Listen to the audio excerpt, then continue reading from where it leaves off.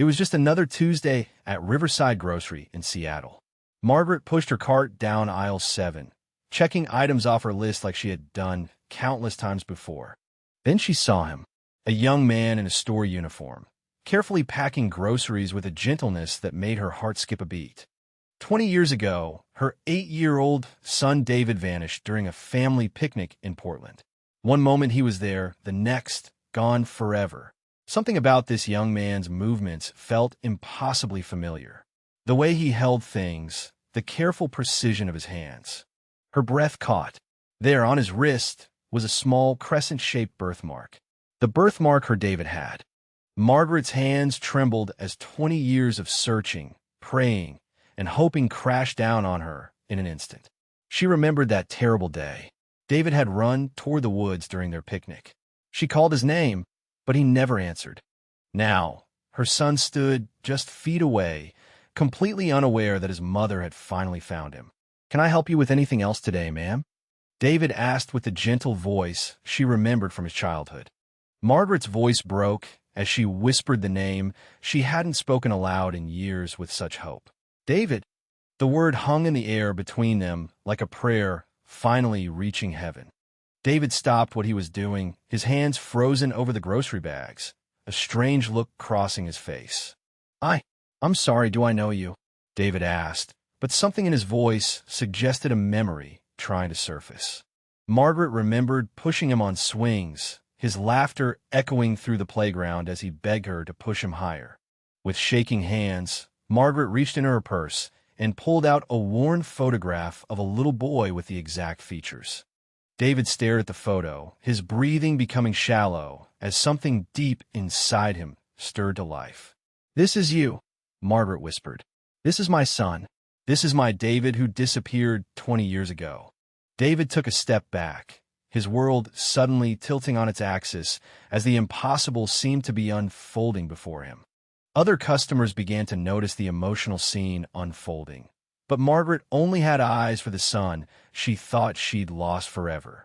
In that moment, 20 years of separation hung between them, waiting to see if love could truly conquer time itself. Before we continue with this incredible story of a mother's love, we'd love to know, where are you watching from today? Drop a comment below. Hit that like button if this story is touching your heart, and subscribe for more amazing true stories that will restore your faith in miracles. David stared at the woman before him, her words echoing in his mind like a distant memory he couldn't quite grasp. The name she had whispered felt familiar, yet foreign at the same time. He had lived his entire remembered life as David Thompson, raised by Linda Thompson since he was 8 years old with no memory of life before that day. The doctors had told Linda that his amnesia might be permanent, that the trauma of whatever happened to him before she found him had locked away his early memories. But this woman, this Margaret, seemed to hold keys to doors he didn't even know existed. Her eyes held a pain so deep and familiar that it made his chest tighten in ways he couldn't understand. Margaret's hands trembled as she pulled out more photographs from her wallet, each one carefully preserved despite their age. The edges were worn from years of handling, some taped back together from being folded and unfolded countless times during sleepless nights. "Please, just look at these," she pleaded, spreading the photos across the counter like evidence in a case she had been building for 20 years. "Look at your eyes, your smile, the way you hold your head when you're thinking. This is you, David. This is my little boy." Her voice cracked on the last words, 20 years of grief pouring out in a single moment. The photographs showed birthday parties, Christmas mornings, bedtime stories, a life David had no memory of living. As David looked at the photographs, something stirred deep within him like a sleeping giant slowly awakening. The little boy in the pictures had the same crescent birthmark, the same way of tilting his head when curious, the same gentle brown eyes that looked back at him from mirrors. But this couldn't be real. This couldn't be happening. He had a mother, Linda Thompson, who had raised him, loved him, been there for every scraped knee and nightmare. She had found him wandering alone and injured when he was 8, took him to hospitals, adopted him when no family came forward. These photographs suggested an entire life before that moment, a life that had been completely erased from his memory.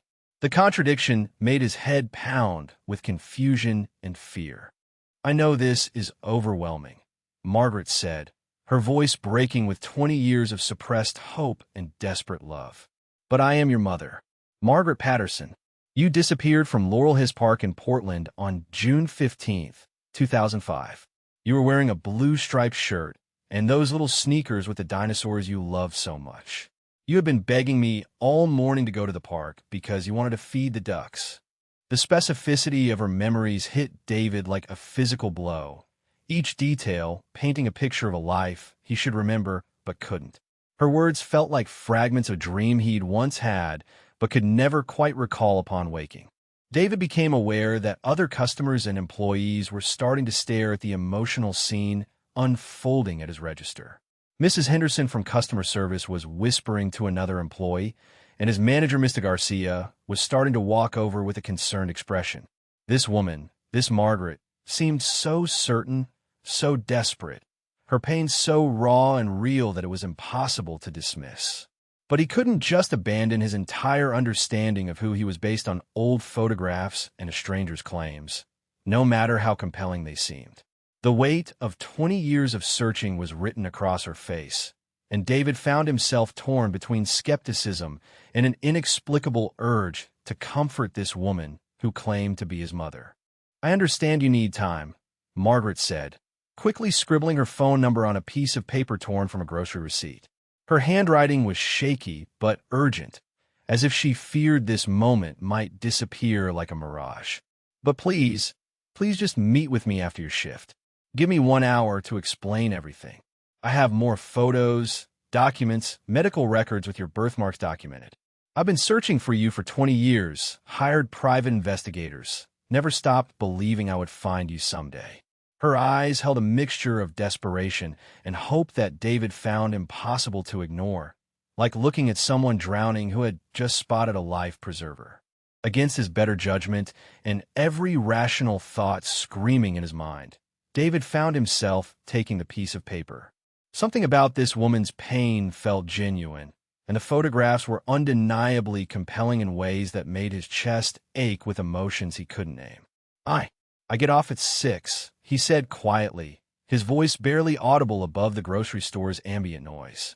"There's a coffee shop called Riverside Cafe 3 blocks from here. But I'm not promising anything. I need to understand what's happening here." He looked down at the paper with her phone number, the digits seeming to burn themselves into his memory. The moment Margaret left the store, she called Detective Torres, her hands shaking so badly she could barely dial the number she had memorized years ago. The Seattle evening air was crisp against her face, but she barely noticed anything except the phone ringing on the other end. "Detective Torres? This is Margaret Patterson. I found him. I found David. He's alive. He's here in Seattle, and he doesn't remember me." The words tumbled out in a rush of excitement and terror. 20 years of grief suddenly transformed in a hope so fragile she was afraid to breathe too deeply lest it shatter. She had dreamed of this moment countless times, but never imagined it would feel so surreal, so impossible to believe. The memories came flooding back like a dam bursting. That terrible day when David had wandered away from their family picnic. She had organized search parties, hung missing posters on every corner of Portland, appeared on news programs begging for information with tears streaming down her face. The police had assured her they would find him, that children didn't just disappear, but days turned to weeks, weeks to months, and months to years of devastating silence. She had never stopped looking, never stopped hoping, even when friends gently suggested it was time to accept that David might never come home. The pain of that day had never faded, had shaped every moment of the 20 years that followed. At exactly 6 o'clock, Margaret sat in Riverside Cafe, her heart pounding so hard she was sure other customers could hear it. She had rehearsed this conversation 1,000 times in her mind over the years, imagining what she would say if she ever found David again. But now that the moment was here, she felt completely unprepared. What do you say to a son who doesn't remember you exist? How do you compress 20 years of love, loss, and longing into words that could bridge such an impossible gap. She had brought a photo album, David's baby book, his birth certificate, tangible proof of a life he had forgotten. Outside the window, Seattle's evening lights began to twinkle, and Margaret wondered if this was all just an elaborate dream her grief-stricken mind had conjured. David pushed through the glass door of Riverside Cafe at exactly 6:15, his work uniform still wrinkled from his shift and his mind racing with questions he didn't know how to ask. He spotted Margaret immediately in the corner booth, her hands wrapped around a steaming mug of coffee, as if it could anchor her to reality. The nervousness in her smile was palpable as she waved him over, and David felt his stomach twist with a mixture of curiosity and dread. This woman claimed to be his mother, but Linda Thompson was his mother. Wasn't she? Still, something about Margaret's eyes held a familiarity that he couldn't shake, like looking into a mirror that reflected not his face, but something deeper. The walk from a grocery store had done nothing to calm his nerves, and now faced with this moment of truth, he felt like he was standing on the edge of a cliff. "Thank you for coming," Margaret said as David slid into the booth across from her, her voice trembling with barely contained emotion. She had a thick photo album spread open between them, its pages yellowed with age, but the memories preserved within still vivid and clear. "I know this is impossible to believe, but these are your baby pictures, your first steps, your 4th birthday party where you insisted on wearing that Superman costume all day." She pointed to each photo as she spoke, her finger tracing the outline of a little boy who looked exactly like David had as a child, if he could remember being a child. The resemblance was undeniable, not just physical features, but expressions, the way the child held his head, even the way he smiled with just one dimple showing. David stared at the photographs, his breathing becoming shallow as fragments of something began stirring in the deepest corners of his mind. The little boy in the pictures loved dinosaurs. David still had an inexplicable fascination with prehistoric creatures that Linda had never understood. The child was left-handed like David, had the same habit of chewing his lower lip when concentrating, the same cowlick that made his hair stick up no matter how much it was combed. This doesn't make sense," David whispered, his voice barely audible above the cafe's gentle background music. "Linda found me when I was 8. I was hurt, alone, with no memory of anything before. The doctor said I might have been in an accident, that the trauma caused amnesia." But even as he spoke the words, doubts began creeping in like shadows at twilight. Margaret's eyes filled with tears as she pulled out more detailed photographs and documents from a manila envelope she had brought. "You loved strawberry ice cream, but were allergic to chocolate. It gave you hives. You were terrified of thunderstorms and would crawl into my bed during every storm. You had a stuffed elephant named Mr. Peanuts that you carried everywhere until you were 6. She watched David's face carefully as she spoke, looking for any sign of recognition. "Your favorite song was You Are My Sunshine, and you would ask me to sing it every night at bedtime. Tell me, David, do any of these things feel familiar? Do they resonate somewhere inside you?" Her voice was desperate now, pleading for some connection to bridge the 20-year gap between them. David pressed his palm against his forehead as a sudden wave of dizziness washed over him. Strawberry ice cream was still his favorite, though he had never known why chocolate made him uncomfortable. He had always assumed it was just a preference. And thunderstorms. Linda had often commented on how restless he became during storms, how he would pace the house like a caged animal. "This is crazy," he muttered, but his voice lacked conviction. "You can't just show up after 20 years and expect me to believe that my entire life has been built on. What? A lie? A mistake?" But even as he protested, he found himself studying Margaret's face, searching for similarities he was afraid to acknowledge. The shape of her hands was like his, the way her eyes crinkled when she was emotional. Even the cadence of her speech felt oddly comforting. "I have your birth certificate, your medical records from before you disappeared, even a lock of your hair from your first haircut that I saved," Margaret said, spreading the documents across the table like a lawyer presenting evidence. Her hands shook as she handled each precious item, artifacts of a life that had been cut short 20 years ago. I reported you missing to the Portland Police Department on June 15th, 2005. Detective Torres has been working your case ever since, following every lead, checking every tip. The case is still open, David. I never gave up hope. She pulled out a worn missing persons poster with a photo of 8-year-old David, the same gentle eyes and shy smile that looked back at her now from across the table, aged by 20 years but unmistakably the same person. The missing persons poster hit David like a physical blow. There he was, 8 years old, smiling innocently at the camera, completely unaware that this photo would become a desperate plea for his safe return. The date matched exactly. June 15th, 2005 was when Linda had found him wandering confused and injured near a highway outside Seattle. But according to this poster, it was also the day he had disappeared from a park in Portland. The coincidence was too perfect, too precise to be explained away. Linda Thompson, David said slowly, his mind racing to piece together a puzzle that had been missing crucial pieces his entire remembered life. She found me that same day. She said I was alone, hurt, that no one was looking for me. She waited months for someone to claim me before starting adoption proceedings.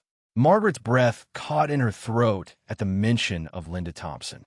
This was the first real connection, the first thread that might unravel the mystery of what happened to her son. Linda Thompson, she repeated, as if testing how the name felt in her mouth. She found you on June 15th, the same day you disappeared from our picnic?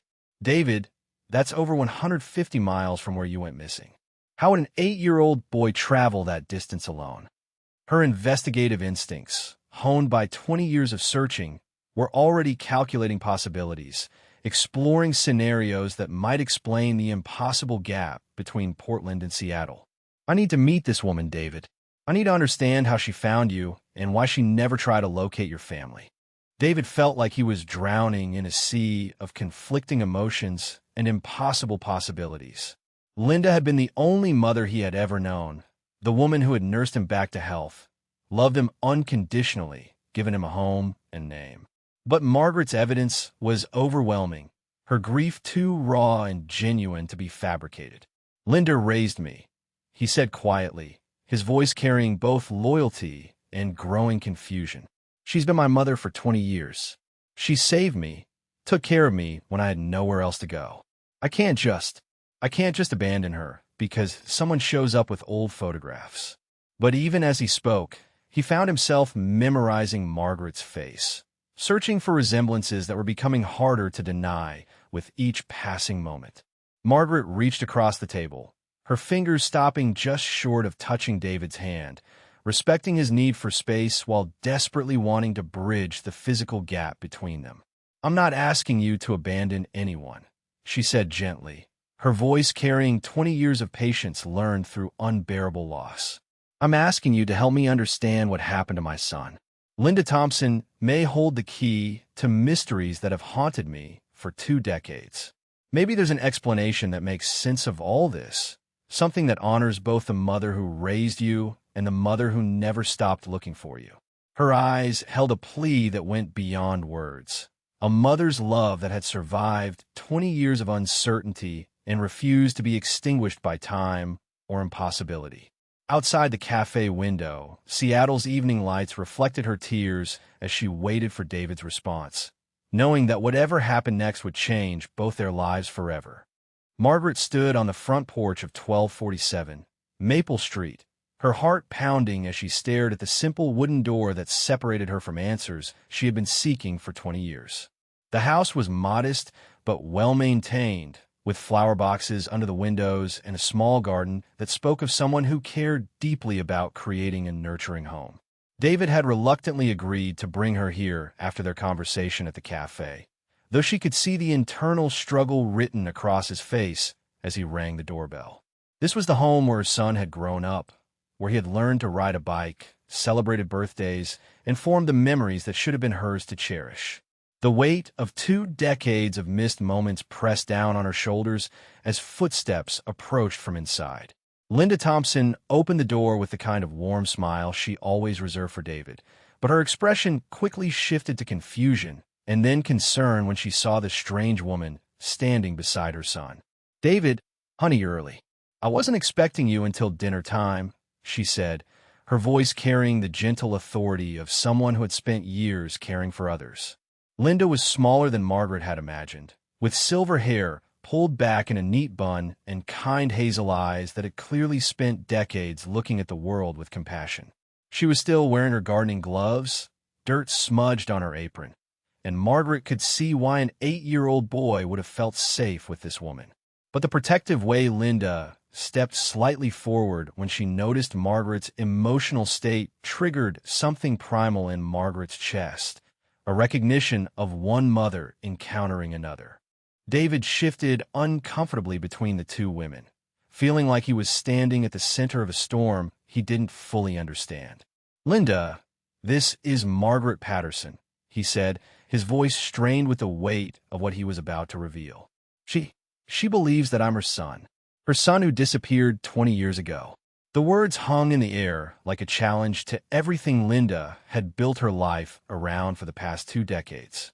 David watched Linda's face carefully, searching for any sign of recognition or guilt, but all he saw was genuine confusion and growing concern. Linda's hand instinctively reached out to touch his arm, a gesture so familiar and protective that it made David's chest ache with loyalty and confusion in equal measure. Linda's face went pale as she stepped back from the door, her gardening gloves falling from nerveless fingers to the porch floor. That's impossible," she whispered, but her voice lacked the conviction of someone stating a known fact. Instead, it carried the tremor of someone whose deepest fears were suddenly materializing on her doorstep. "David has been my son for 20 years. I found him hurt and alone, with no memory of his past. I waited. I searched for his family, but no one ever came forward." But even as she spoke, Linda's eyes were studying Margaret's face with growing recognition, taking in the familiar bone structure, the same gentle brown eyes that looked back at her from David's face every day. The resemblance was undeniable, and Linda felt something cold settle in the pit of her stomach. Margaret pulled out the manila folder she had brought, her hand steadier now that she was face to face with the woman who had raised her son. "Mrs. Thompson, I have documentation here that proves David is my biological son. Birth certificate, medical records, DNA samples from when he was born." She spread the papers carefully on Linda's porch table, treating them with the reverence of sacred artifacts. "My son David Patterson disappeared from Laurel Hills Park in Portland on June 15, 2005. According to what David told me, that's the same day you found him near Seattle. I'm not here to accuse you of anything. I'm here to understand how my son ended up 150 miles away from where he disappeared and how he came to be in your care." Her voice was measured but firm, carrying the weight of 20 years of unanswered questions that demanded resolution. Linda's hands trembled as she picked up David's birth certificate, her eyes scanning the details that matched perfectly with the boy she had found 2 decades ago.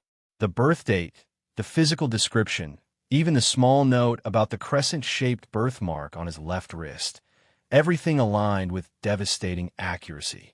I don't understand," she said, her voice breaking as the implications began to sink in.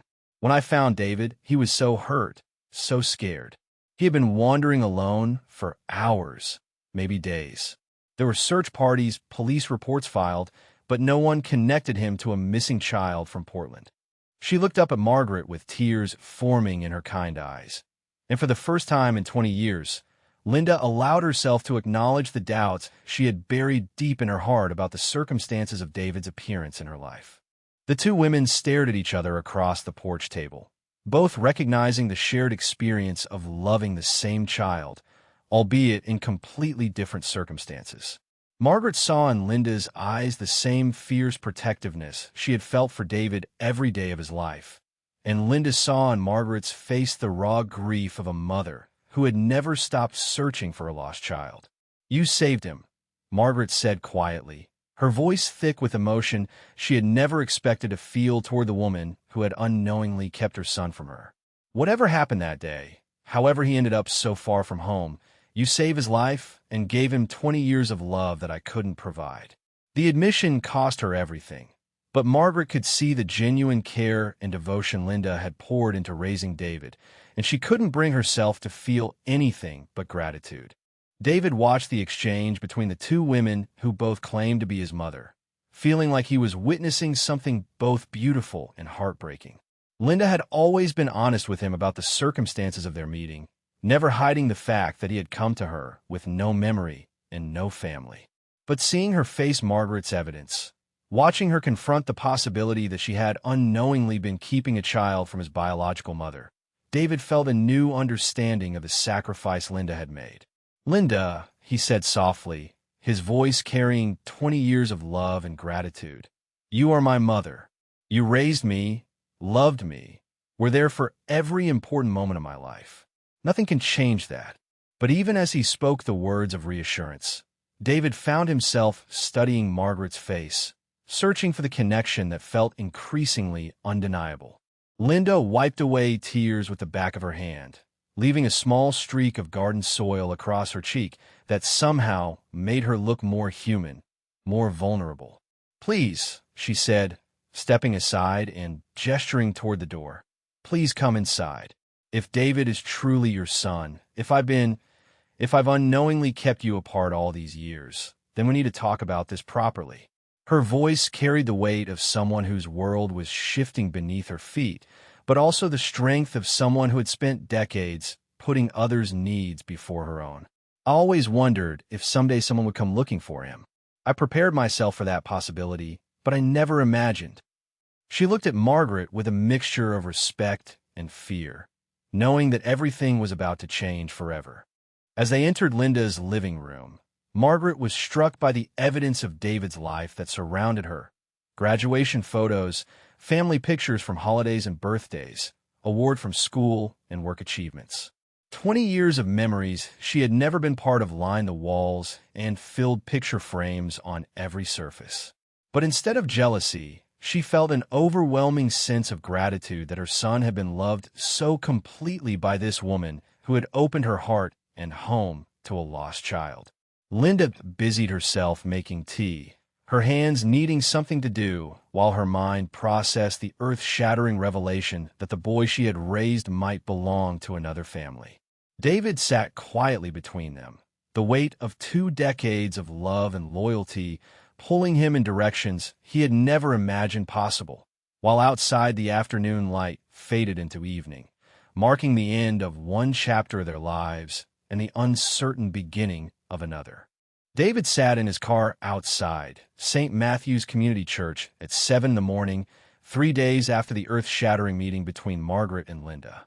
He hadn't slept properly since that afternoon, his mind spinning with questions that seemed to multiply rather than resolve with each passing hour. Who was he really? David Thompson, the grateful son of a woman who had rescued him from a traumatic childhood he couldn't remember? Or David Patterson, the lost boy whose biological mother had never stopped searching for him? The two identities felt like puzzle pieces from different boxes, and no matter how hard he tried, he couldn't make them fit together into a coherent picture of his life. He stared at the church's simple wooden cross above the entrance, hoping that Pastor Mitchell might have some wisdom to offer in navigating this impossible situation. The morning mist clung to the church windows like tears, and David wondered if even God had answers for questions this complicated. Pastor Mitchell listened without interruption as David poured out the story of his discovery, the meeting with Margaret, and the impossible choice he felt forced to make between two mothers who both loved him. The pastor was a gentle man in his mid-40s, with graying temples that spoke of years spent counseling people through life's most difficult moments. His office was filled with well-worn books and family photos, creating an atmosphere of warmth and safety that had comforted countless troubled souls over the years. "David," he said finally, his voice carrying the measured calm that had helped so many find peace in chaos. "Identity isn't just about biology or circumstances. It's about the love that shapes us, the values that guide us, and the person we choose to become." He leaned forward in his chair, his warm brown eyes reflecting genuine concern and decades of wisdom earned through helping others navigate life's most challenging moments. You don't have to choose between these women, as if love is a finite resource that can only be given to one person. But how can I honor both of them without betraying either? David asked, his voice muffled by his hands as he struggled with emotions he couldn't fully articulate. The weight of competing loyalties was crushing him from both sides, and he felt like he was being torn apart by forces beyond his control. Linda sacrificed everything to raise me, never knowing if my real family might someday come forward. She gave me a home, a name, unconditional love when I had nothing and no one. And Margaret, she never stopped looking, never gave up hope that I was alive somewhere. She spent 20 years living with a grief I can't even imagine. The weight of 20 years of love and loss from both women pressed down on him like a physical burden that threatened to break his spirit. I keep having these flashes of memory, fragments of a life I think I remember but can't quite grasp. A woman's voice singing to me, the smell of strawberry ice cream on summer afternoons, the sound of someone crying late at night in a room that felt like home but looks nothing like Linda's house. I don't know if they're real memories or just wishful thinking because I want to remember Margaret as my mother. Later that same afternoon, Margaret sat in the same chair David had occupied that morning, her own desperate need for guidance bringing her to the same place her son had sought comfort. The afternoon sun streamed through Pastor Mitchell's office windows, casting long shadows that seemed to mirror the darkness in her heart as she struggled with emotions she had never expected to face. Pastor Mitchell had agreed to see her after David mentioned his visit, and now she found herself pouring out 20 years of grief, hope, and newfound confusion to this stranger who might hold the key to healing her fractured family. "I dreamed of this moment for 2 decades," she said, tears streaming down her face as years of suppressed emotion finally found release. "But I never imagined it would be this complicated. I thought I would find David and we would just pick up where we left off, like those 20 years were just a pause in our story rather than an entire lifetime of separation." Her voice broke as she continued. "But he's not the 8-year-old boy who disappeared from that park. He's a grown man with his own life, his own mother figure, his own loyalties and relationships that have nothing to do with me. I'm a stranger to him, no matter what biology might say." Pastor Mitchell handed Margaret a tissue and waited for her sobs to subside before speaking, his pastoral instincts telling him that she needed to release this pain before she could receive any guidance. "Margaret, love isn't about ownership or exclusive rights," he said gently, his voice carrying the wisdom of someone who had helped countless families navigate impossible situations. "It's about wanting what's best for the person you care about, even when that's difficult or painful for you, even when it means sharing that person with others who also love them." He had seen families torn apart by similar situations before, battles over children that left everyone wounded and broken, and he knew that healing required more than just DNA tests and legal documents. David is struggling with the same questions you are. He's wondering if accepting you means betraying Linda, if honoring his past means rejecting his present. What if, instead of forcing him to choose, you help him understand that he can love both of his mothers without diminishing either relationship? The suggestion hung in the air between them, like a bridge waiting to be crossed, challenging everything Margaret had assumed about what finding David would mean for their future together. As Pastor Mitchell spoke with Margaret about the possibility of shared love rather than competing claims, David was at home experiencing the most vivid flashback he'd had since childhood. He was in Linda's kitchen making dinner when the smell of baking bread triggered something deep in his memory.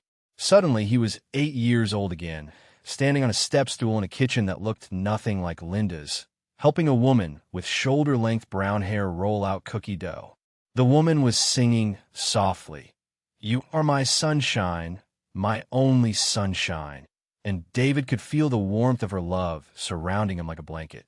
The memory was so real, he could taste the cookie dough they had snuck when they thought no one was looking, could feel her hands guiding his as they used cookie cutters shaped like dinosaurs and stars.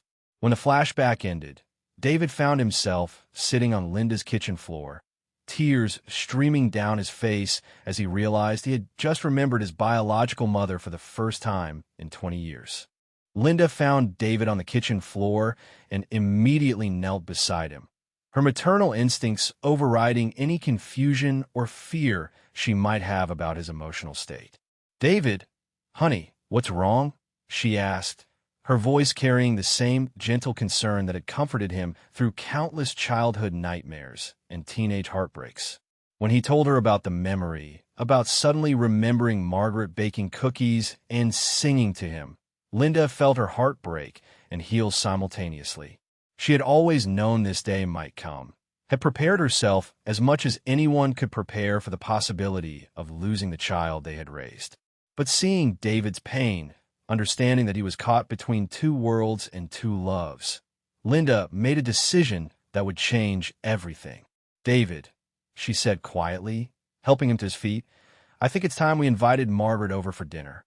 It's time we all talked about how to move forward together instead of forcing you to choose between us."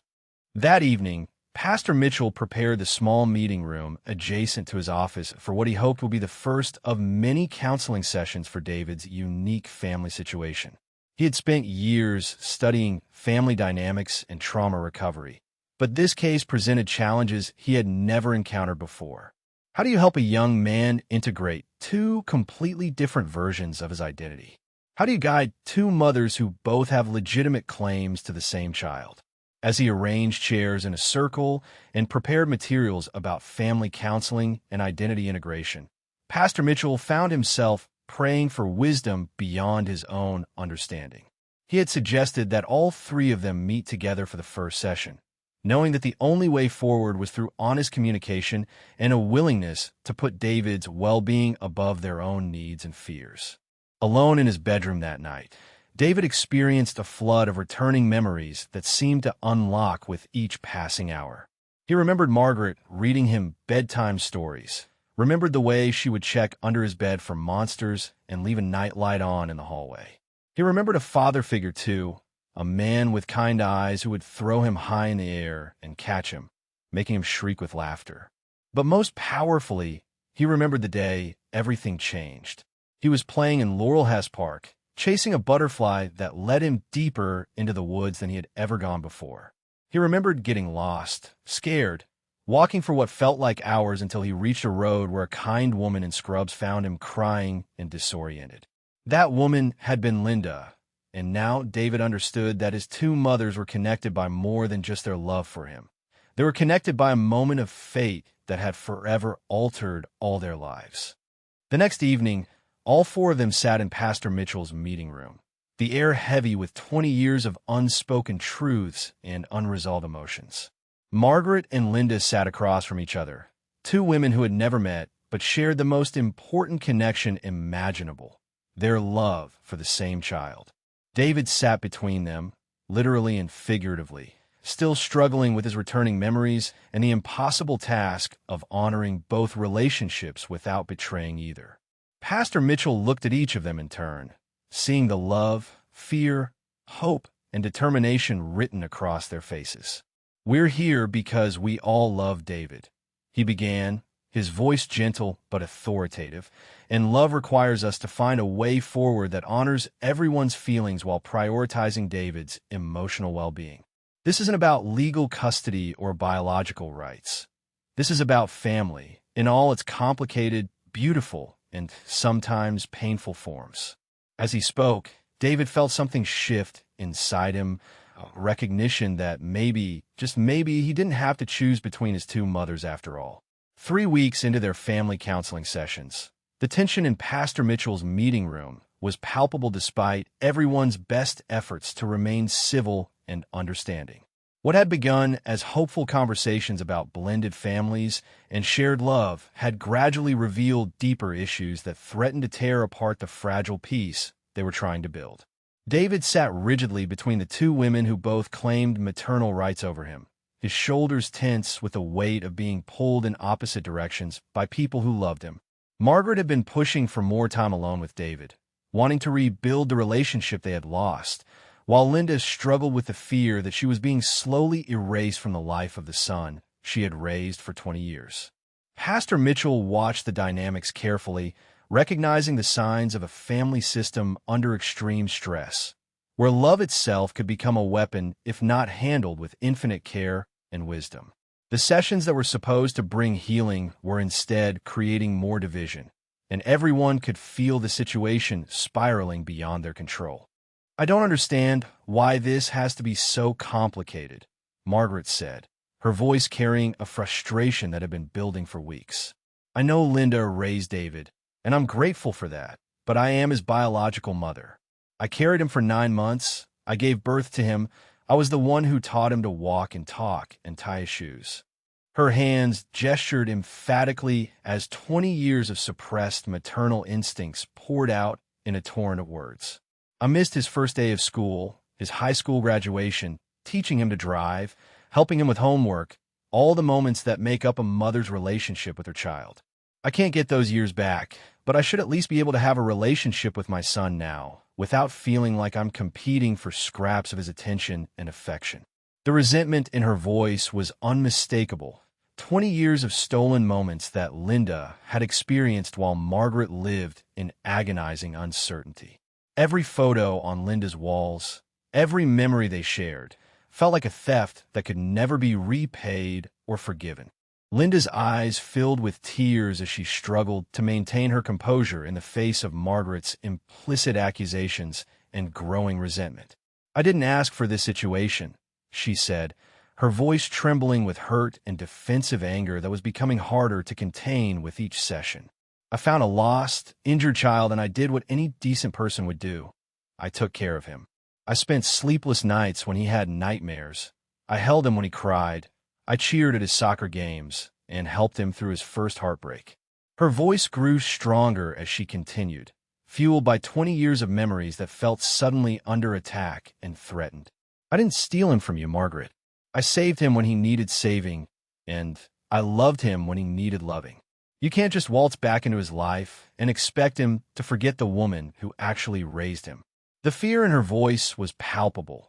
Fear that Margaret's biological connection would ultimately prove stronger than 2 decades of daily love and sacrifice, that she would lose the only child she had ever known. David suddenly stood up from his chair, his face flushed with anger and emotional exhaustion that had been building for weeks. "Stop it," he said, his voice louder than anyone had ever heard it before. "Just stop it, both of you. Do you hear yourselves?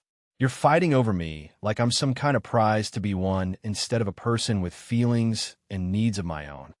His hands were shaking as 28 years of being the good son finally reached their breaking point under the impossible pressure of divided loyalties.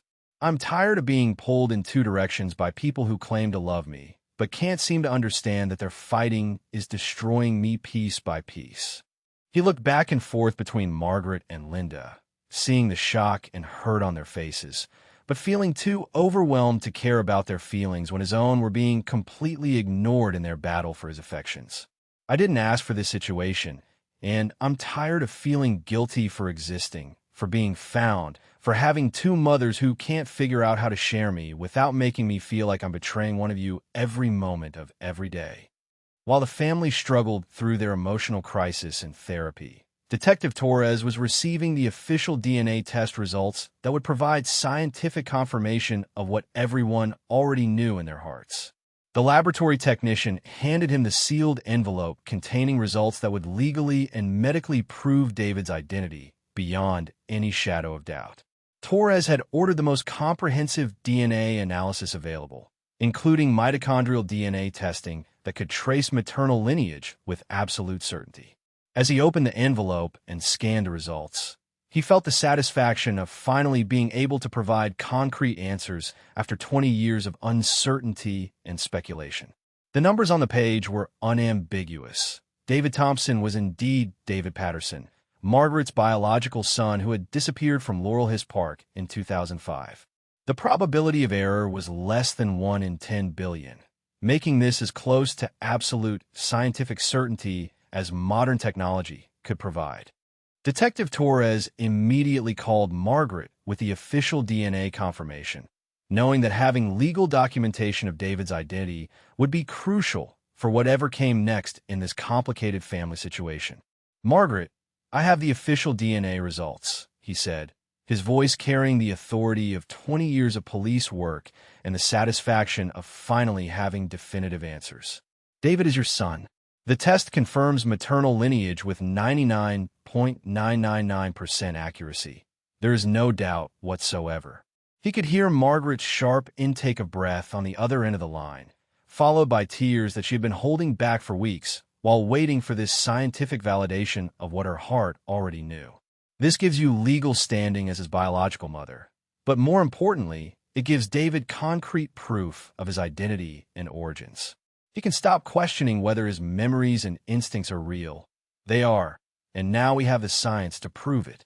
The confirmation felt like the first solid ground any of them had stood on since this entire situation began. Margaret held the official DNA test results in her trembling hands, the technical language and scientific data translating into the most important words she had ever read, proof that David was her son, validation that 20 years of searching and hoping and refusing to give up had not been in vain. The document was cold and clinical, full of genetic markers and probability statistics, but to Margaret it felt like holding a piece of her heart that had been missing for 2 decades. She called David immediately, her voice shaking with emotion as she shared the news that would change everything for both of them. "David, we have the DNA results. You are my son. Officially, scientifically, legally, you are David Patterson, and I am your biological mother." She could hear his sharp intake of breath on the other end of the line, could almost feel the weight of uncertainty lifting from his shoulders even through the phone connection. For the first time in 20 years, Margaret felt like she could breathe freely, knowing that no one could ever again question the bond between her and her child. David sat in his apartment, staring at the phone after Margaret's call, the official DNA confirmation hitting him with a mixture of relief and overwhelming emotion that he struggled to process.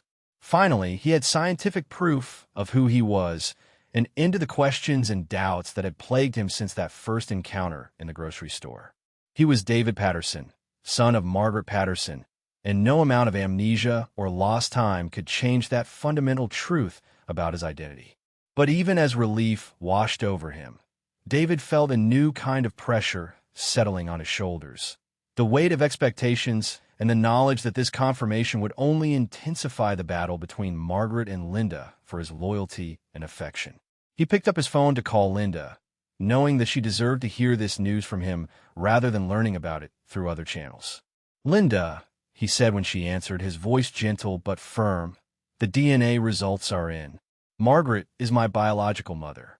That doesn't change how I feel about you or everything you've done for me, but we need to talk about what this means for all of us."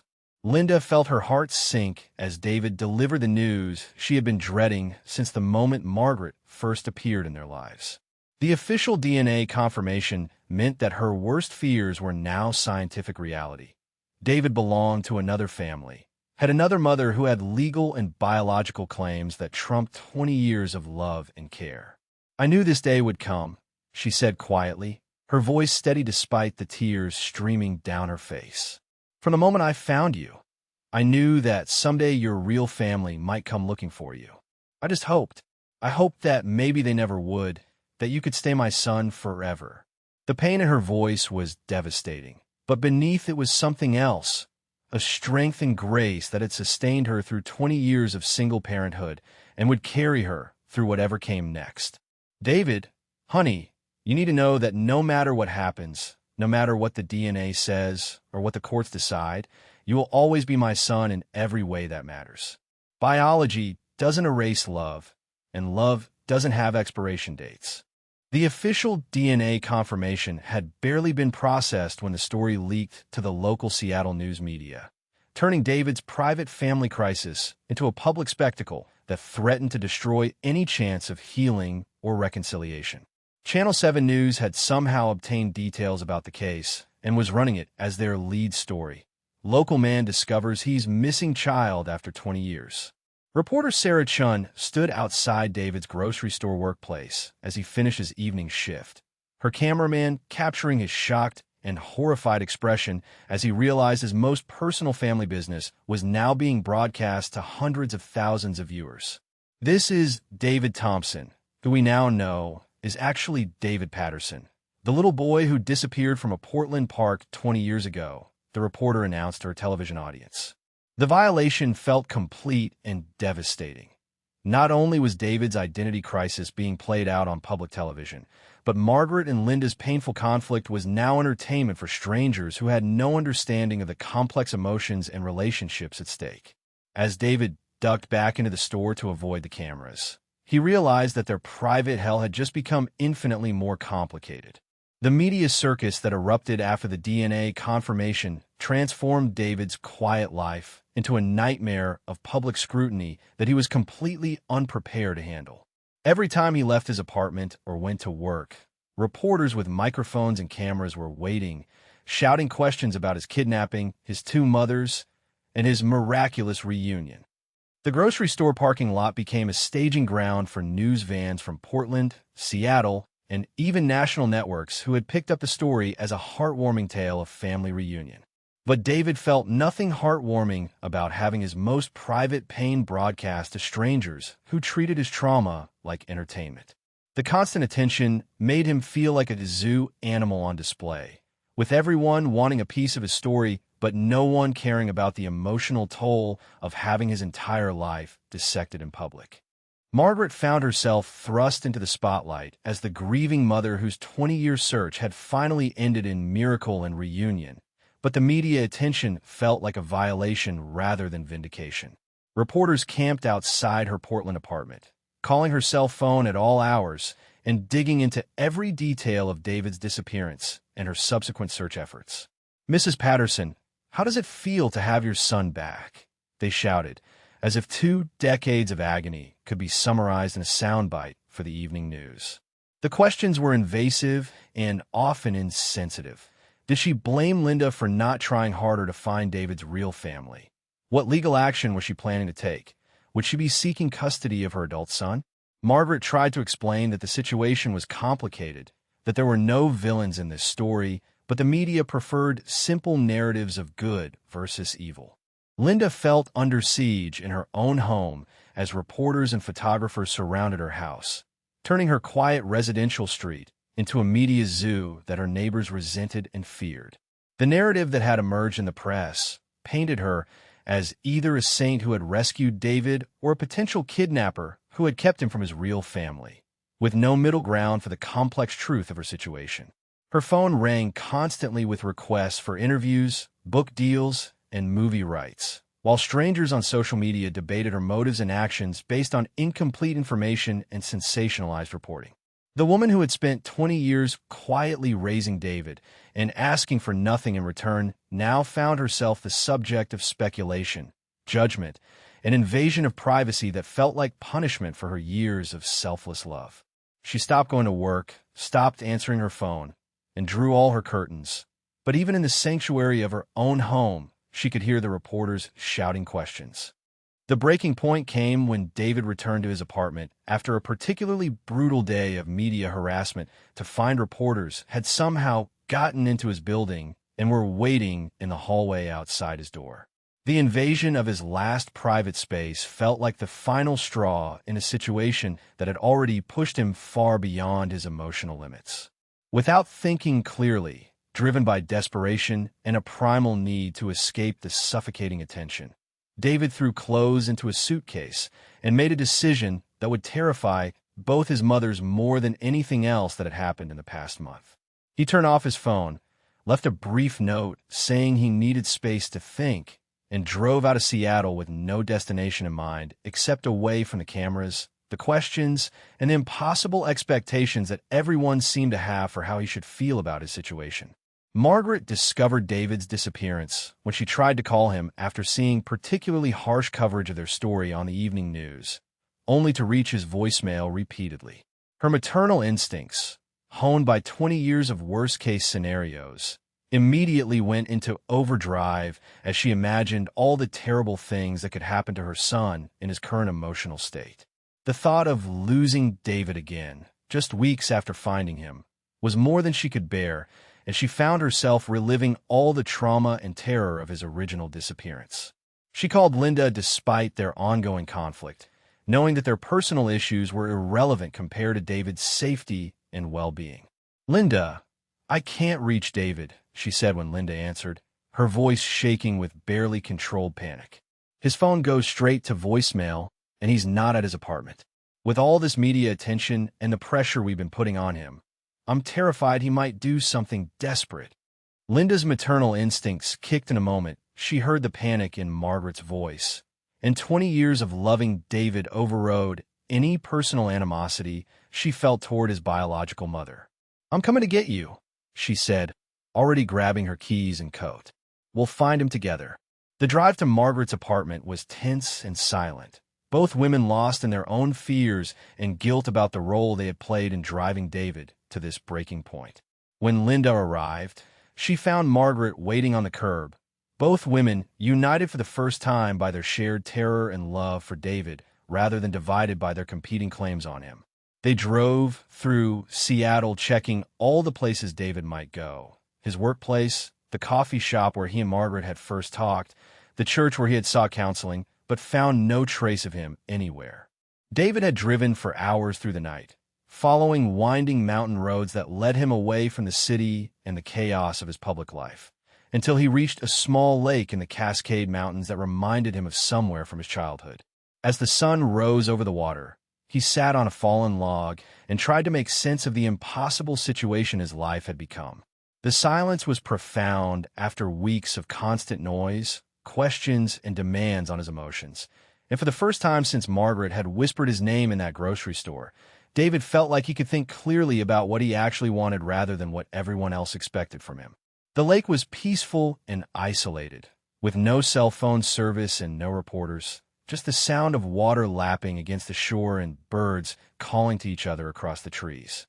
As David sat by the lake, the most complete memory he had experienced since childhood came flooding back with startling clarity and detail.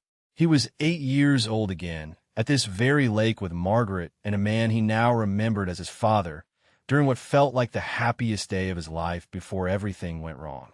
They had been camping, and his father had been teaching him to fish while Margaret prepared lunch at their picnic table, singing "You Are My Sunshine" as she worked. The memory was so vivid he could smell the pine trees and feel the excitement of catching his first fish, could see his parents' proud faces when he held up the tiny trout with trembling hands. But the memory didn't end there. He also remembered the argument that had broken out between his parents later that day. Harsh words he didn't understand about money and custody, and someone named Richard who wanted to take David away from them.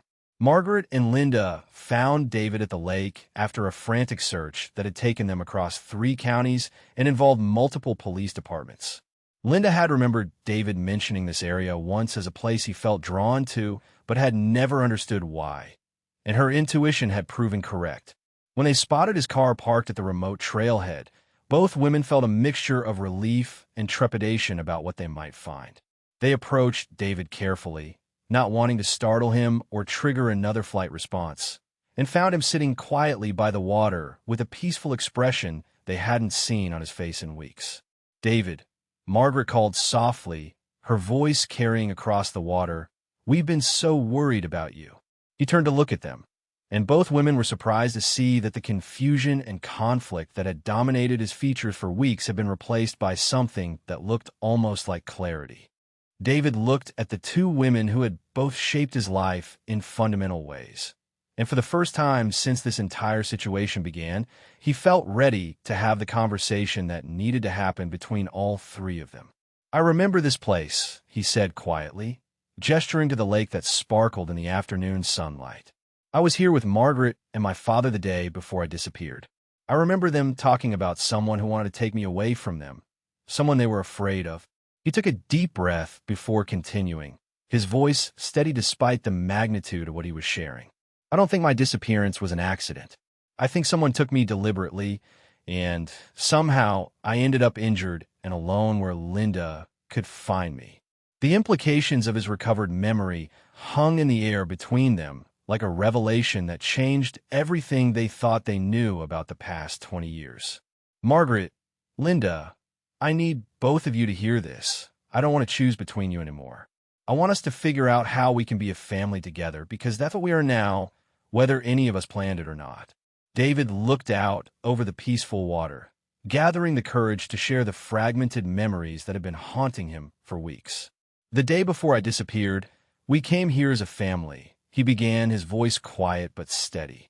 "I remember Dad teaching me to fish while you sang, Margaret, but I also remember the fear in both your voices when you thought I wasn't listening." He turned to face both women, his eyes reflecting a new understanding of the trauma they had all endured. "Someone was threatening to take me away from you. Someone you were both terrified of." The revelation hung in the air between them, transforming their understanding of that terrible day from random tragedy to deliberate crime. Margaret's face went pale as David's words triggered her own suppressed memories of the threats that had preceded David's disappearance. Margaret's hands trembled as David's recovered memories unlocked her own carefully buried trauma from those final weeks before losing her son. "Richard," she whispered, the name feeling like poison in her mouth after 20 years of trying to forget. "Richard was my ex-husband, David's biological father, but not the man who raised you in your early years. He had signed away his parental rights when you were a baby, but he came back when he found out about the insurance settlement for my mother's death." Her voice broke as she continued, the words tumbling out after decades of silence. "He threatened to take you away from me and Tom, the man you remember as your father, unless I gave him half the inheritance. We were going to fight him in court, but we needed time to prepare, so we decided to take you camping one last time before the legal battle began." The pieces of the puzzle were finally falling into place, revealing a conspiracy that had torn their family apart. David felt the world shift beneath him as he finally understood the truth about his disappearance. "So Richard took me from the park that day," he said, his voice steady despite the earth-shattering implications. "But how did I end up in Seattle with amnesia and injuries? And how did Linda find me exactly where I needed to be found?" The questions multiplied in his mind, but for the first time in weeks, David felt like the answers might actually exist instead of being lost forever in the fog of his childhood trauma. He looked at Linda with new understanding, seeing not the woman who had accidentally stumbled upon him, but possibly someone who had been placed in his path by forces beyond their comprehension. "Linda, tell me exactly how you found me that day. Every detail you can remember, no matter how small it might seem." Linda took a deep breath and reached back through 20 years of carefully preserved memories to recall the day that had changed all their lives forever. "I was driving home from my shift at Seattle General Hospital when I saw you walking along Highway 18, just outside the city limits," she began, her voice carrying the precision of someone who had relived this moment countless times. "You were crying, disoriented, and had a head injury that looked recent. Your clothes were torn and dirty, like you'd been walking through rough terrain for hours or maybe days." She paused, her eyes focusing on something in the distance as she pulled up every detail from that life-changing encounter. "But what always struck me as odd was that you kept repeating a phone number over and over, like someone had made you memorize it. When I tried calling it later from the hospital, it was disconnected. I always wondered if someone had coached you to remember that number in case you got lost." As Linda spoke, David felt another memory surfacing, this one more fragmented but terrifyingly real. He could see himself in the back of a car, crying and asking for his mommy, while a man's voice, Richard's voice, told him he was going to live with his real daddy now. But something had gone wrong during the drive, an argument between Richard and someone else David couldn't see clearly. The car had stopped suddenly. There had been shouting, and then David was running through dark woods, branches tearing at his clothes and fear propelling him forward until he collapsed from exhaustion somewhere near a highway. "He didn't plan for me to end up with Linda," David said, his voice filled with wonder at the realization. "Something went wrong with Richard's plan, and I escaped or was let go, and I wandered until Linda found me." The memory was incomplete, but it suggested that his amnesia might have been caused by more than just physical trauma. It might have been his mind's way of protecting him from memories too terrible for a child to process. Margaret reached into the bag she had brought with her and pulled out a manila folder filled with documents she had carried for 20 years but had never shown to anyone, not even the police. "I have something I should have shared from the beginning," she said, her voice heavy with guilt and regret. "These are the threatening letters Richard sent me before David disappeared, and photos of him watching our house that I took from my bedroom window. Her hands shook as she spread the evidence across the fallen log they were sitting on, 20-year-old proof of stalking and intimidation that painted a clear picture of premeditation. I was so afraid that if I showed these to the police, they would focus on Richard and miss other possibilities, or that he would hurt David if he knew I was fighting back. But I kept everything, hoping someday it would help me find my son and prove what really happened. The documents were damning, detailed plans for taking David, surveillance photos of their daily routines, and threats that left no doubt about Richard's intentions. Linda studied the photographs Margaret had spread out, her nursing background making her naturally observant of details that others might miss. But as she looked at the surveillance photos of David and Margaret's daily life from 20 years ago, something made her blood run cold. "Margaret," she said slowly, her voice tight with a realization she didn't want to voice. "This man in the background of this photo, the one watching you at the grocery store, I've seen him before." She pointed to a blurry figure partially obscured by a parked car, someone Richard had apparently been working with to monitor the family's movements. "He was at the hospital the night I brought David in.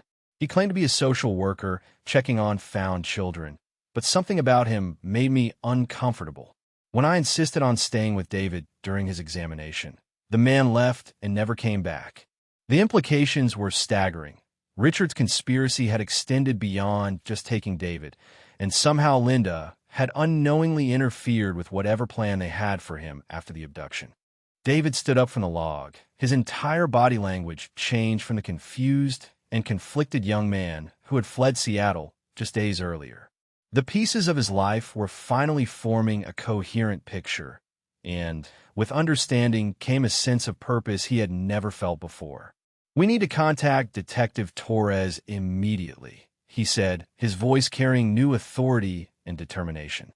"If Richard took me and Linda inadvertently saved me from whatever he had planned, then there might be evidence that could finally bring him to justice." He looked at both women with gratitude and love that transcended biology or legal relationships. "Margaret, you've been carrying this guilt and fear for 20 years, thinking you failed to protect me. Linda, you've been worrying that someday someone would come to take me away from the family you created. But don't you see? We were all victims of Richard's crime, and we all survived it together." The transformation in David was remarkable. Gone was the young man torn between competing loyalties, replaced by someone who finally understood his own story and was ready to take control of it. For the first time since their worlds had collided in that grocery store, Margaret and Linda truly saw each other not as competitors for David's love, but as fellow survivors of a terrible crime that had shaped all their lives. Margaret reached out and took Linda's hand, her voice thick with emotion as she spoke words she had never imagined saying. "Linda, I owe you more than gratitude. You didn't just save David's life that night on the highway. You gave him 20 years of love and stability that I couldn't provide because Richard had torn our family apart." Linda squeezed Margaret's hand in return, her own tears flowing freely as 20 years of fear and guilt finally began to lift from her shoulders. "And you never stopped looking for him, Margaret. Even when everyone else gave up, you kept searching, kept hoping, kept believing he would come home. We both loved him the best way we knew how." David watched his two mothers embrace, feeling a peace settle over him that he had never experienced before, knowing that his family was finally complete not despite their complicated history, but because of it.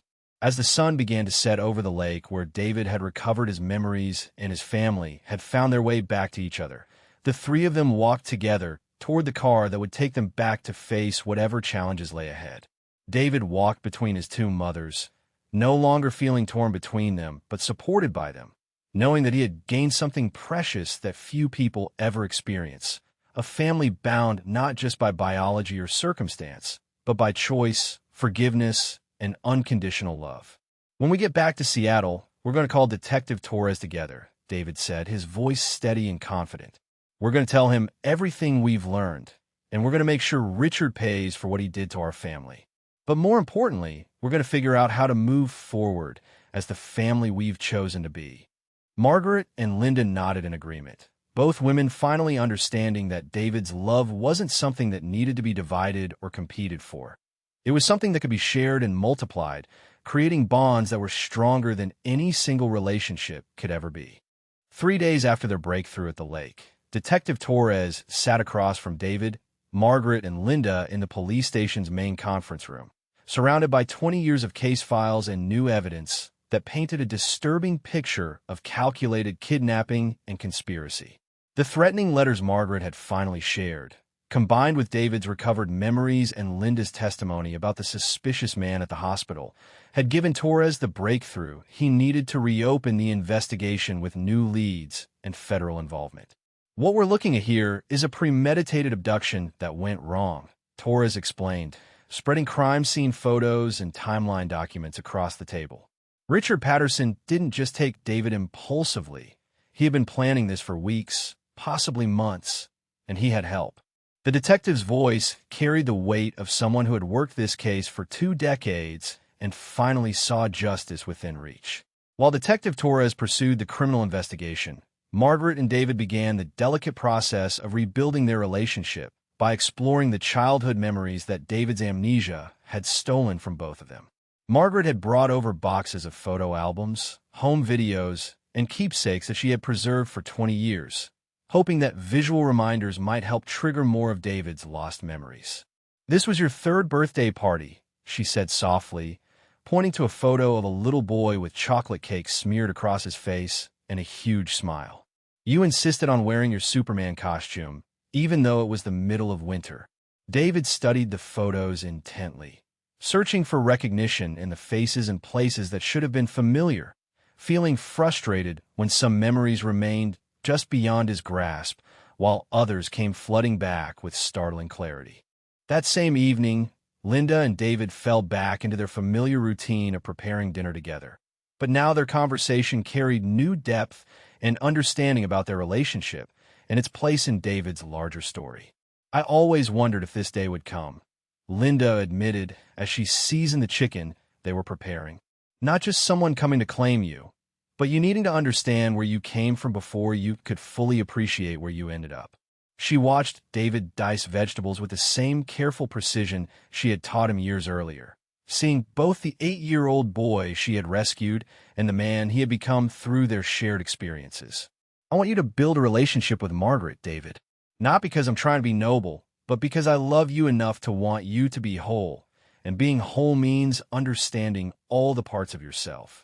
Pastor Mitchell had requested this joint counseling session after hearing about their breakthrough at the lake, wanting to help them navigate the complex emotions and practical challenges of building a blended family relationship that had no traditional roadmap to follow. "What you've all accomplished is remarkable," he said, looking at each of them with genuine admiration. "You've moved from competition and conflict to cooperation and mutual respect. But the real work starts now, figuring out how to maintain this harmony while dealing with practical questions about holidays, birthdays, major life decisions, and all the ordinary moments that make up a family's life together." David sat between Margaret and Linda, no longer feeling like a rope in a tug-of-war, but like the bridge that connected 2 parts of his life that were both essential to who he was and who he was becoming. 1 month after their reunion, David surprised both his mothers by suggesting they volunteer together at the Northwest Missing Children's Foundation, using their unique experience to help other families facing similar crises. The 3 of them spent Saturday mornings helping to organize search efforts, stuff envelopes for awareness campaigns, and provide emotional support to parents whose children were still missing. "Every family we help feels like we're honoring the 20 years we lost," David explained to a fellow volunteer who asked about their unusual family dynamic. "We can't get back the time that was stolen from us, but we can use what we learned to make sure other families don't suffer the way we did." Margaret and Linda worked side by side, their shared purpose creating a bond that went beyond their love for David to encompass a commitment to healing that extended to their entire community. For David's 29th birthday, they celebrated together for the first time with an extended family dinner that included Linda's sister and Margaret's brother, creating the kind of large family gathering that David had always dreamed of but never experienced. The restaurant table was crowded with people who had all played different roles in David's life story, but who now came together to celebrate not just his birthday, but the miracle of their reunited family. I used to think I was missing something by not knowing my biological family, David said during his birthday speech, looking around the table at faces that represented every stage of his life. But I realize now that I wasn't missing family. I was missing the connection between the different parts of my family. Tonight, for the first time in my life, I feel completely whole. Margaret and Linda sat on either side of him, both beaming with pride at the man they had helped raise in their own ways. Margaret and Linda had begun meeting regularly for coffee without David present, building their own friendship based on mutual respect and shared experiences that went beyond their connection to him. I never expected to find a friend in all this, Linda confessed as they sat in their usual corner booth at Riverside Cafe. When you first showed up in our lives, I saw you as a threat to everything I had built with David. But now I can't imagine navigating this without you. Margaret nodded, stirring sugar into her coffee as she reflected on how much her perspective had changed. You raised my son to be the kind of man who could forgive, who could love multiple people without feeling guilty about it, who could see past conflict to find solutions. Those are gifts you gave him that I never could have because I was too broken by loss to teach him that kind of grace. Their friendship had become one of the unexpected blessings of their complicated situation. Detective Torres finally got the breaking needed when federal investigators tracking financial crimes connected to child trafficking identified Richard Patterson as part of a larger network that had been operating for decades. The arrest happened at dawn, with Torres personally placing handcuffs on the man who had destroyed so many lives through his selfish actions 20 years earlier. Richard Patterson, you're under arrest for kidnapping, child endangerment, and conspiracy, Torres announced, feeling the satisfaction of finally bringing justice to a case that had haunted him for 2 decades. The evidence they had gathered was overwhelming, not just David's case, but connections to other missing children cases that suggested Richard's crime against David had been part of a much larger and more sinister operation. As Torres read Richard is Rights, he thought about Margaret's 20 years of searching, Linda's 20 years of loving, and David's journey back to wholeness. Their first Christmas together was a careful blend of old traditions and new ones, with Margaret learning about the holiday customs Linda and David had developed over 20 years while contributing her own family traditions that David was eager to rediscover. They decorated Linda's tree with ornaments that told the story of David's life, some that Margaret had saved from his early childhood, others that Linda had collected during their years together, and new ones they chose together to represent this new chapter of their family story. This feels like what Christmas is supposed to feel like, David said as he hung an ornament Margaret had given him when he was 5, a small wooden angel that had somehow survived 2 decades of careful storage.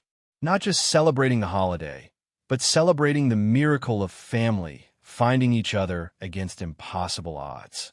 Margaret and Linda stood on either side of him, both understanding that they had created something precious and rare, a family that was stronger because of its complexity rather than despite it. Pastor Mitchell had suggested a special ceremony to formally recognize and bless their unique family configuration, not as a legal proceeding, but as a spiritual acknowledgement of the love and commitment they had chosen to build together. The small church sanctuary was filled with friends, extended family members, and fellow volunteers from the Missing Children's Foundation as Pastor Mitchell spoke about the different forms that family can take and the power of love to heal even the deepest wounds. Today we celebrate not just the reunion of a mother and son, but the expansion of love that has made room for everyone who played a part in David's journey home, he said, his voice carrying across the sanctuary. Margaret, Linda, and David have shown us that family is not just about blood or... 1 year after their reunion, the 3 of them stood together outside the King County Courthouse as Richard Patterson was sentenced to 25 years in prison for kidnapping, child endangerment, and his involvement in a child trafficking network that had destroyed countless families over the decades.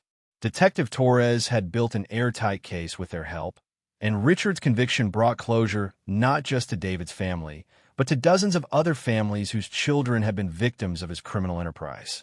Justice doesn't give us back the 20 years we lost, Margaret said as they watched Richard being led away in handcuffs, but it ensures that no other family will suffer what we went through. David stood between his two mothers, feeling a profound sense of closure that allowed him to finally put the trauma of his childhood behind him and focus on building the future he wanted with the family he had chosen. David had become one of the most effective advocates for missing children's families, using his unique perspective as both victim and survivor to provide hope and practical guidance to parents facing the unimaginable. "I want every parent here to know that miracles do happen," he said to an audience of families whose children were still missing, his voice carrying the authority of someone who had lived through their worst nightmare and emerged whole on the other side. "But more importantly, I want you to know that love is stronger than time, stronger than distance, and stronger than the worst things that can happen to a family. My biological mother never stopped searching for me, and my adoptive mother never stopped loving me. And together they created a miracle that goes beyond just finding a lost child. They created a family that proves love can conquer anything." The standing ovation that followed his speech was not just for his words, but for the living example he represented of hope transformed into reality. Margaret and Linda had channeled their experience into creating a support network for families dealing with similar situations, working together to provide resources and guidance that hadn't existed when they needed it most. Their home office was filled with case files, resource guides, and correspondence with families from across the country who had reached out for help navigating the complex emotions and practical challenges of family reunification. "We can't save everyone," Linda said as she sorted through thank you letters from families they had helped. "But every family we help makes the 20 years of pain feel worthwhile." Margaret nodded, understanding that their shared mission had transformed their trauma into purpose, their loss into service, and their pain into the foundation for helping others heal. Their partnership had evolved from reluctant cooperation to genuine friendship, to a shared calling that gave meaning to everything they had endured. David had found love with Sarah, a social worker he met through their volunteer work at the Missing Children's Foundation, and their engagement represented not just his personal happiness, but the completion of his journey toward wholeness and the ability to build healthy relationships. Margaret and Linda watched from a respectful distance as David proposed in the same park where he had first disappeared 28 years earlier, the location chosen deliberately to symbolize how healing and new beginnings could emerge from even the most traumatic places. "He's finally free to love without fear," Margaret whispered to Linda as they watched Sarah say yes through tears of joy. All those years of feeling torn between loyalties, all that guilt about loving more than one mother, it's finally behind him. Linda squeezed Margaret's hand, both women understanding that David's ability to commit to Sarah was proof that their unconventional family had given him the emotional foundation he needed to trust and love again. Sarah embraced both of David's mothers with the understanding that loving him meant accepting the complexity of his family situation, and she brought her own grace and wisdom to navigating the unique dynamics of their relationships. "I don't see this as complicated," she told Margaret and Linda during their first wedding planning meeting. "I see this as David being loved by more people than most brides and grooms could ever dream of. My job isn't to choose between you or compete with you. It's to add to the love that already exists and help create space for everyone who matters to David." Her acceptance and enthusiasm for their unconventional family structure helped ease any remaining tensions about how to handle wedding traditions and family roles. Margaret and Linda would both walk David down the aisle, both give speeches at the reception, and both be honored as the mothers who had shaped him into the man Sarah fell in love with. The wedding day itself became a celebration not just of David and Sarah's love, but the triumph of family bonds over every obstacle that had tried to destroy them. As David walked down the aisle with Margaret on his left arm and Linda on his right, there wasn't a dry eye in the church sanctuary filled with friends, family members, and fellow advocates who had witnessed their journey from separation to reunion to harmony. Pastor Mitchell, who had guided them through their most difficult moments, officiated the ceremony with special recognition of how David's story proved that love could overcome any challenge. "Today we celebrate not just the union of David and Sarah," he announced to the congregation, "but the power of faith, hope, and love to heal even the deepest wounds and create families that are stronger than biology, stronger than circumstance, and stronger than any force that tries to tear them apart. 2 years later, David and Sarah welcomed their first child, a daughter they named Hope Margaret Thompson Patterson, honoring both mothers who had made their family possible. As Margaret and Linda took turns holding their granddaughter, the circle of love that had begun with loss and separation was complete, extending into a new generation that would grow up knowing the full story of how their family had overcome impossible odds. "She'll never have to wonder where she came from or who loves her," David said as he watched his mothers coo over their granddaughter. "She'll grow up knowing that families come in all different forms, but they all have one thing in common. They're built on love that refuses to give up." Hope gurgled contentedly in Linda's arms while Margaret stroked her tiny fingers, both grandmothers understanding that this precious new life represented the ultimate victory over the forces that had tried to destroy their family 2 decades earlier. On Hope's 3rd birthday, they returned to the lake where David had recovered his memories, and their family had found its way back together, creating new memories to layer over the painful ones from the past. David taught his daughter to fish in the same spot where his father had taught him 30 years earlier, while Sarah, Margaret, and Linda prepared a picnic lunch and marveled at how completely their lives had been transformed by the power of love and forgiveness. "Daddy, why do I have 2 grandmas?" Hope asked with the innocent curiosity of a child who had always known this as normal. "Because sometimes," David replied, casting his line into the peaceful water, "God gives us more love than we expect, more family than we thought possible, and more blessings than we could ever deserve." The lake sparkled in the afternoon sunlight, no longer a place of trauma and separation, but a sanctuary where their family gathered to celebrate the miracle of being together. 5 years after their reunion, Pastor Mitchell led a special anniversary service to celebrate not just David's family, but all the families in their community who had been touched by their story and inspired to heal their own relationships. The church was packed with people whose lives had been changed by witnessing the power of forgiveness, unconditional love, and the choice to build bridges instead of walls. Representatives from the Missing Children's Foundation, families they had helped reunite, and community members who had followed their journey all gathered to celebrate what had become known locally as the Miracle on Maple Street. Margaret stood at the podium to thank everyone who had supported their family through the difficult early days of their reunion. 5 years ago, I thought finding David would be the end of my story, she said, her voice strong and clear. But it turned out to be just the beginning of a story about how love multiplies when we share it instead of hoarding it. As the sun set over Linda's house where they had gathered for their weekly family dinner, David reflected on the incredible journey that had brought them all together and the lessons they had learned about the true meaning of family, forgiveness, and faith. Hope lay quietly at their feet while Sarah rested her head on David's shoulder, and Margaret and Linda shared stories about their week working with families at the foundation. "You know what I've learned?" David said, breaking the comfortable silence that had settled over their group. "I used to think that having 2 mothers made my life more complicated, but it actually made it richer. I used to think that loving more than one person divided my heart, but it actually multiplied it. And I used to think that God had abandoned our family when I disappeared, but I realize now that He was working even then to bring us to this moment, all of us together, stronger than we ever could have been apart." As the stars began to appear in the darkening sky, they sat together in grateful silence, knowing that their story would continue to inspire others long after they were gone, proving that no matter how dark the night might seem, love always finds a way to bring its children home. What started as a tragedy of separation had become a triumph of reunion, and what began as a story of loss had transformed into a testament to the power of love to overcome any obstacle and heal any wound.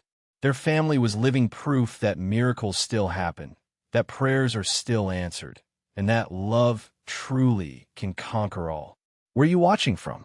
We'd love to hear your thoughts about this incredible story of faith, family, and the power of never giving up hope. If this story touched your heart, please give it a like and subscribe for more amazing tales that prove love truly conquers all life's challenges. As the ceremony concluded, The three of them stood together, holding hands, finally at peace with the past and excited about the future they would build together as the family they had chosen to become.